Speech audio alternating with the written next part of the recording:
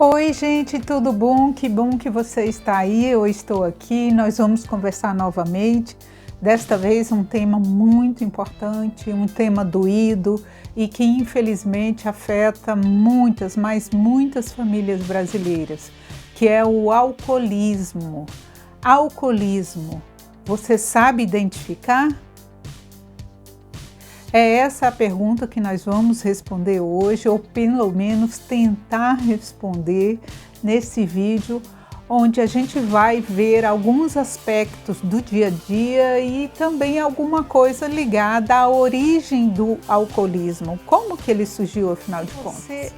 Bom, meu amigo e minha amiga, se você ainda não se inscreveu nesse canal, por favor, se inscreva-se. Eu preciso muito chegar a 1000 seguidores. É até assim um tanto quanto humilhante entrar com um assunto sério e pedir seguidores e pedir que você se inscreva nesse canal, mas é porque realmente é muito importante. Porque se você não fizer isso, o YouTube não vai me mostrar para mais gente. Ou seja, as pessoas não vão conhecer o meu canal, não vão assistir. E aí eu não vou ter como ficar gravando para as paredes, entendeu? Por isso, o máximo que você puder se inscrever e compartilhar, eu agradeço muito de coração. Tá certo? Então eu conto com você. Antes de tudo, a gente precisa saber que o alcoolismo, ele é uma doença, inclusive com uma classificação com o CID. CID é exatamente a classificação estatística internacional de doenças e problemas relacionados à saúde. Isso assim, o nome certinho do CID. É mais conhecido como Classificação Internacional de Doenças. Tudo bem, mas o que isso quer dizer? Quer dizer que o alcoolismo não é algo que a pessoa queira viver, não é algo que ela busque e que acaba acontecendo. Não, pelo contrário, é uma doença que pode atingir milhares, milhões de pessoas e são pessoas boas, pessoas decentes, pessoas bem empregadas, que têm famílias. Muitas vezes, pessoas que passam por um sofrimento e que acabam recorrendo à bebida para passar por aquela fase difícil. Só que aí o que acontece? Ela não consegue mais se ver longe da bebida. Então ela acaba bebendo com frequência e isso se torna alcoolismo. Não acontece com todas as pessoas, porque afinal de contas é uma doença, e por ser uma doença ela tem várias raízes, vários fatores que fazem ela ocorrer, como por exemplo a genética, pode ter cunho genético sim, e pode também estar ligada com os problemas psicossociais, com os problemas de que a vida leva a pessoa a passar no dia a dia. Então são muitos os fatores, não dá para definir essa pessoa é totalmente sadia para o álcool, ou essa pessoa é totalmente vulnerável ao álcool e não pode beber nada porque nunca vai sair desse buraco da bebida. O que acontece é que cada pessoa é diferente. Inúmeras vezes a gente já falou sobre isso aqui no canal. Como as pessoas são diferentes, elas reagem de maneira diferente às doenças. Então é importante que a sociedade, que a família, que os empregadores saibam disso. Que não é falta de vergonha, não é falta de caráter, não é a pessoa que é fraca, não é falta de não é falta de força de vontade, como muitas pessoas dizem. Uma coisa interessante é que o alcoolismo, ele sempre existiu. Desde a antiguidade, o álcool, a bebida sempre existiu. Mas foi de 3 séculos para cá, mais ou menos, do século final, do século XVIII, século XIX, século XX e agora, mais do que nunca, né, no século XXI, que o alcoolismo passou a ser tão frequente, a vir com tanta força, talvez ligado pelos costumes culturais, pela oferta de bebida, talvez influenciado também pelos problemas que nós temos atualmente, que é uma vida muito estressante, onde nós somos muito cobrados todos os dias a realizar coisas, a ter sucesso no amor, sucesso financeiro, sucesso profissional. Então, assim, sempre há uma cobrança por parte, né, das famílias, mesmo que seja uma cobrança implícita, mesmo que seja uma coisa que não é dita, né, propriamente com as palavras, mas que aquele pai de família, aquela mãe de família se sente compelido a realizar. Para quê? Para manter o padrão da família, para poder manter as contas em dias. E tudo isso gera questões emocionais e psicológicas muito difíceis de se lidar. Então é isso, alcoolismo. Antigamente, a gente não falava que a pessoa era alcoolista, mas que ela era alcoólatra. Por que mudou? O que tem a ver? Isso é importante? É importante sim. A gente falar sempre alcoolismo, a pessoa é alcoolista, e deixar de lado o alcoólatra, porque o alcoólatra é aquele que idolatra o álcool, é como um idólatra que idolatra um ídolo. Então é como se o alcoólatra tivesse assim uma paixão, uma veneração pelo álcool. Mas isso não é verdade, pelo contrário, o alcoolista, ele é dependente, ele é vítima do álcool, ele não idolatra o álcool, pelo contrário, ele sabe que o álcool não é bom, sabe que o álcool está atrapalhando a sua vida. Isso a gente percebe, é claro, qualquer pessoa desde o início, quando começa a beber, ela percebe que está afetando a família, que está afetando o seu sucesso no trabalho, as suas realizações pessoais, amorosas. Enfim, o álcool, ele permeia a vida da pessoa em várias instâncias, né? E não em uma só. Por quê? Porque ela é uma vítima, ela simplesmente é dominada pelo álcool. Percebe a diferença, né? Alcoólatra e alcoolismo. Então a gente não deve falar alcoólatra, e sim alcoolista. Voltando à questão do CID, né? O CID-11 descreve o alcoolismo como uma dependência do álcool, uma incapacidade de poder regular ou controlar o uso de bebidas alcoólicas. Então, por aí dá para a gente perceber que realmente é algo que está fora da pessoa, é algo além do seu poder. Mais uma vez eu reforço, não é falta de caráter, não é falta de vontade, não é falta de força de vontade. E é preciso que a gente entenda isso, enquanto sociedade, que a gente saiba lidar com as pessoas que são vítimas do álcool. E isso inclui uma série de fatores que a gente vai ver agora, daqui por diante.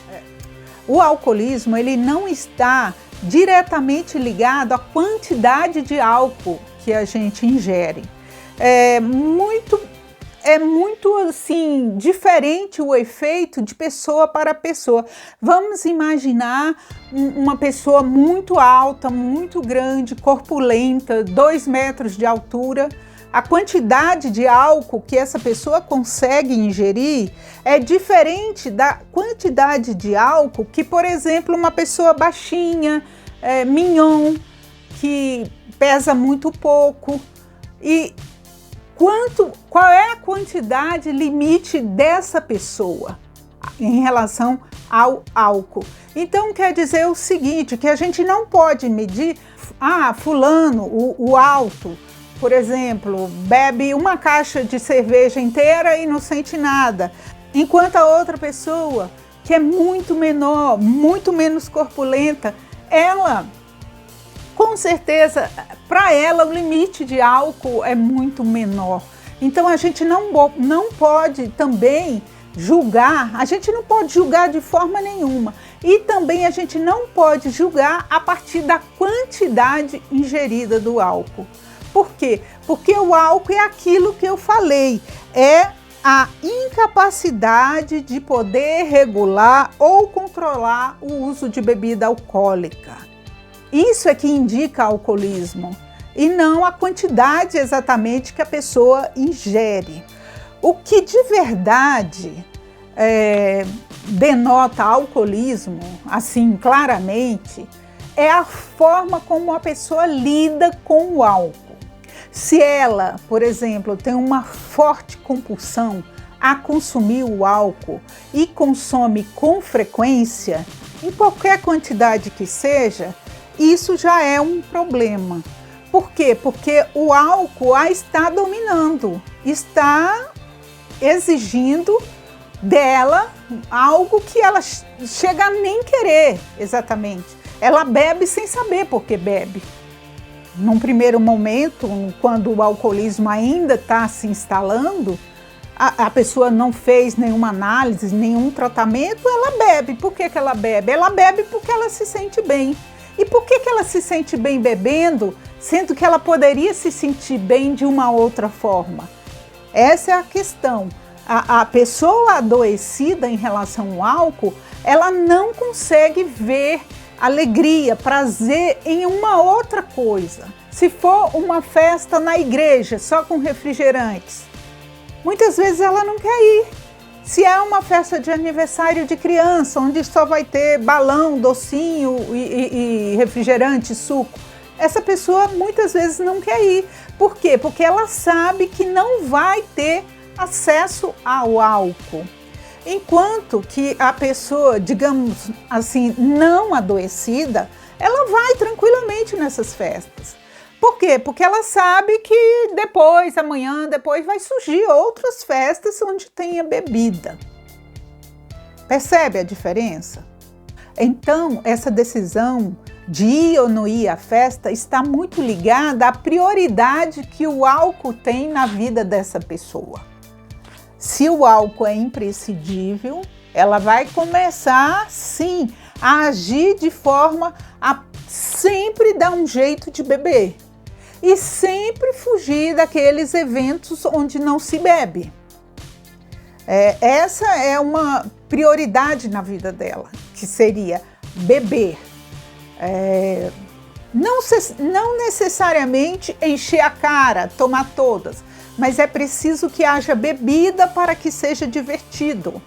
É preciso beber uma dose antes da aula, é preciso beber uma dose antes de ir para o trabalho. Isso indica, gente, problemas sim com o álcool, porque é aquela incapacidade da pessoa lidar com a ingestão, com a não ingestão, melhor, do álcool. A pessoa não consegue lidar com isso. Essa prioridade do álcool na vida da pessoa, ela vai tomando assim proporções homéricas. A pessoa sabe que se beber, a família vai passar vergonha, ele vai falar besteira, ela vai se complicar, vai, sei lá, dar em cima do chefe numa reunião de trabalho, onde isso não é de jeito nenhum aceitável, assim, à vista de todos, né? Que vão surgir comentários, que isso vai prejudicá-la no trabalho, mas mesmo assim a pessoa faz. O que indica que ela está realmente colocando o álcool acima de outras prioridades.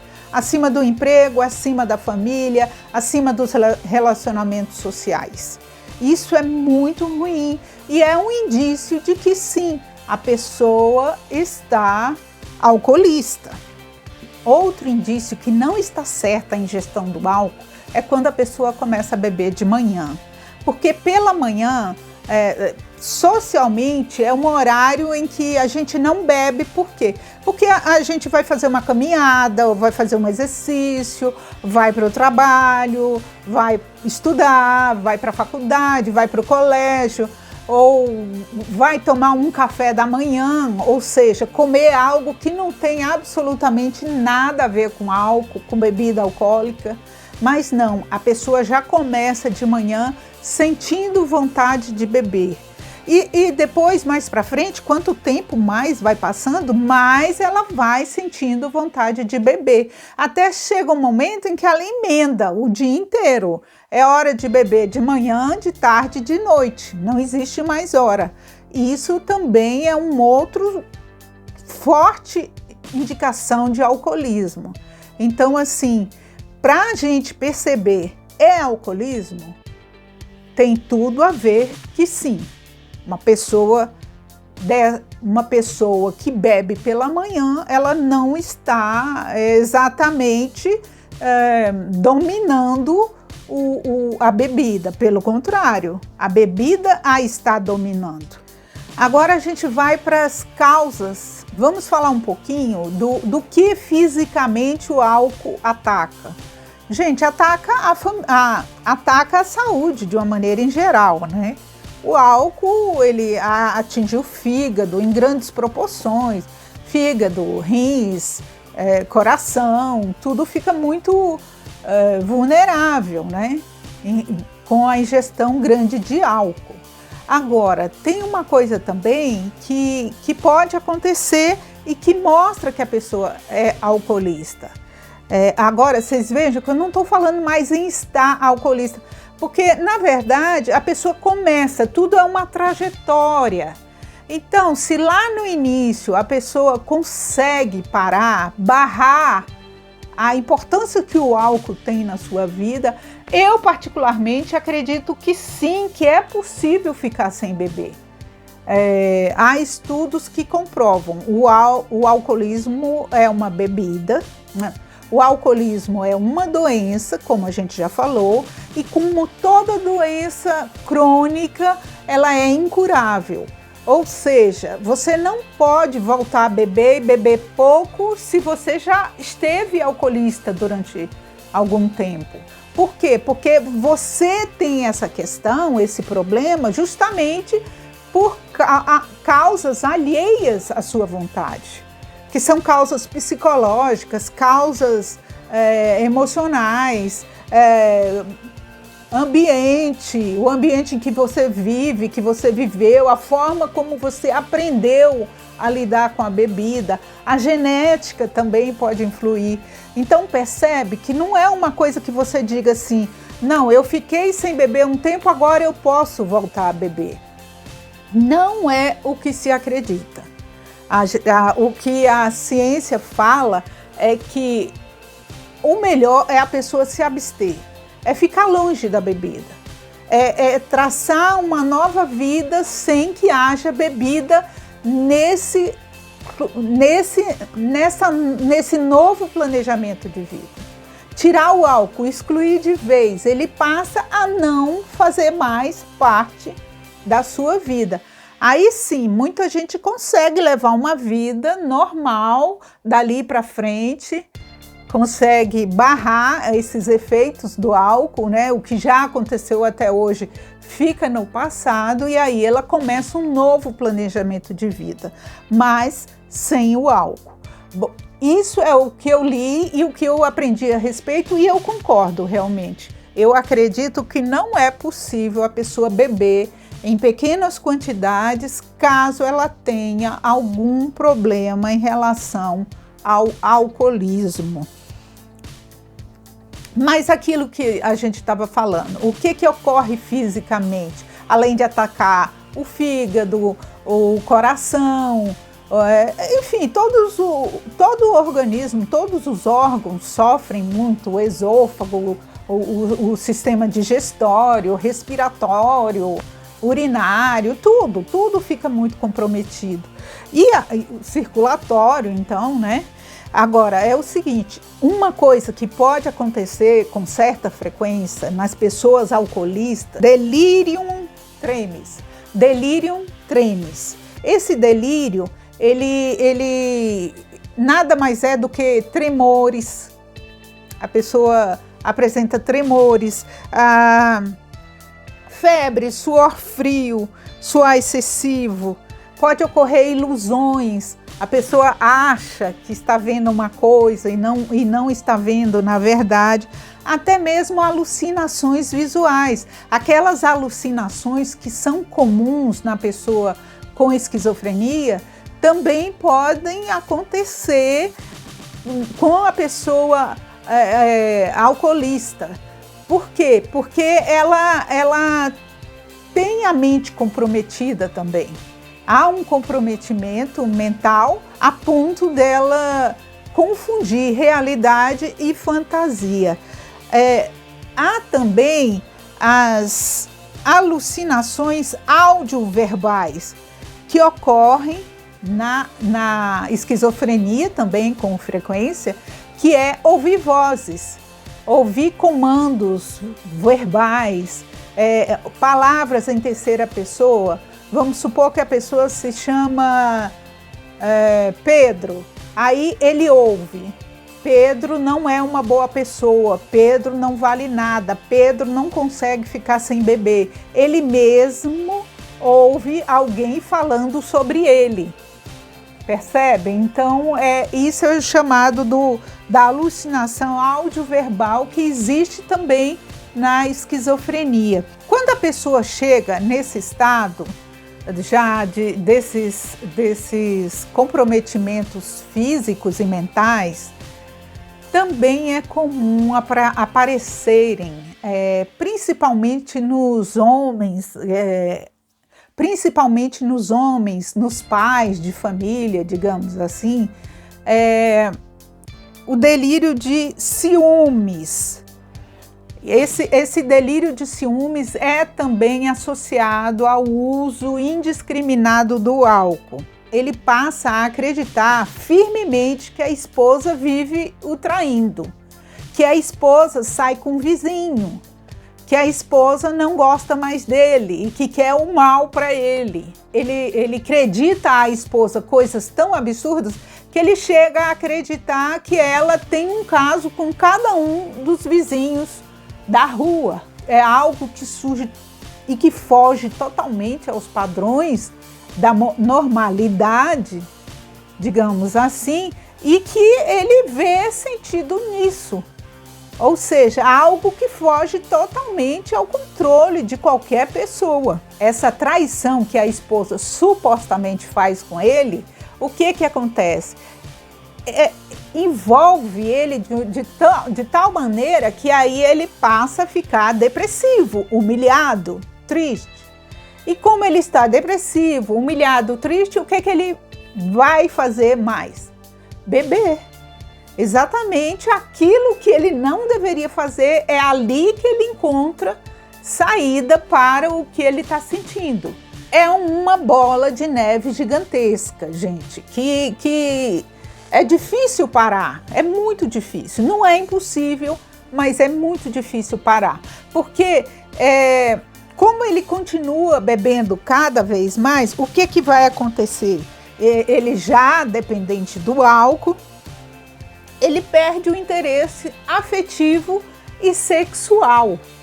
Ele ama beber, porque beber faz com que ele se sinta leve, livre, solto. E ao mesmo tempo, já que ele está abrindo um espaço tão grande para a bebida em sua vida, é claro que ele não tem outros interesses. Tudo vai ruindo, tudo vai indo por água abaixo, inclusive o relacionamento.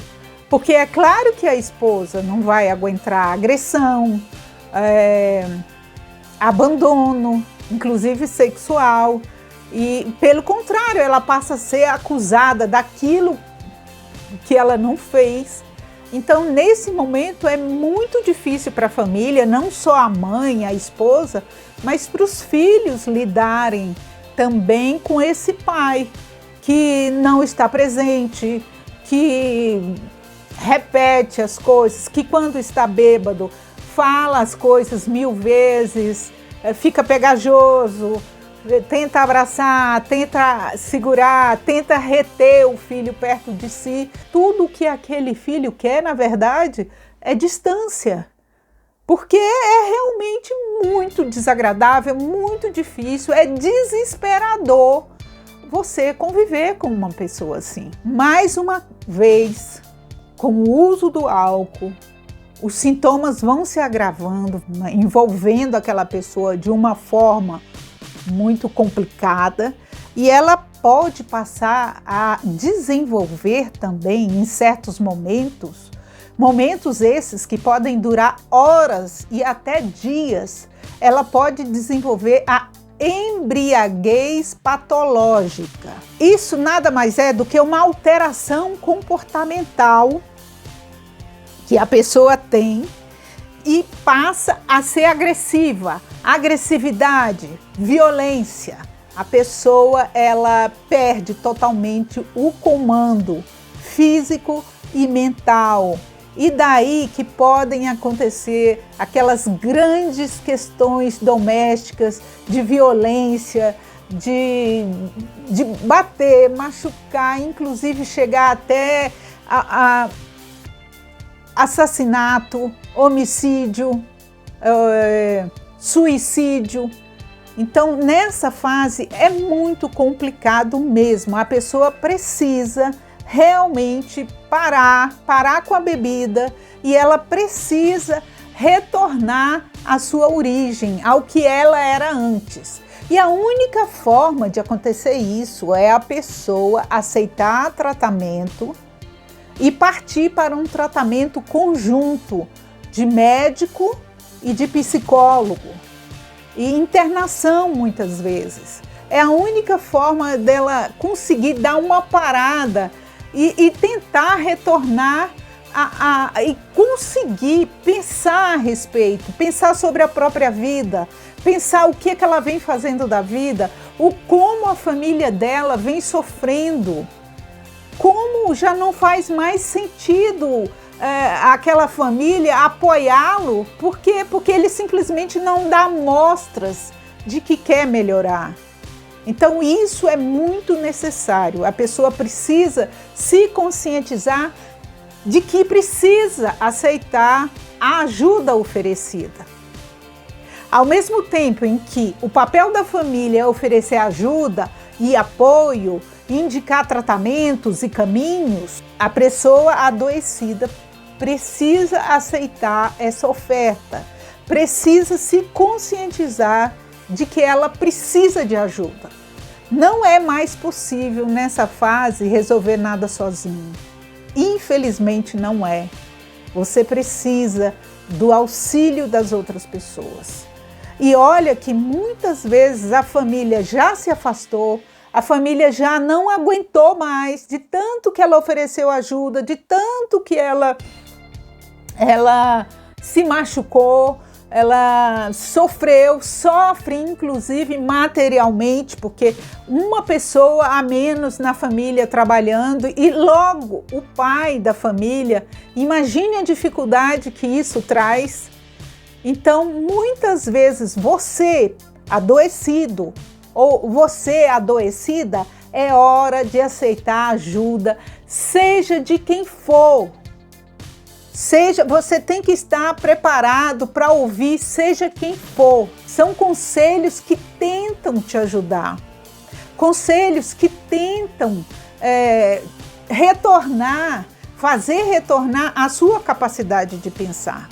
E você é a única pessoa no mundo capaz de mudar essa situação. A única.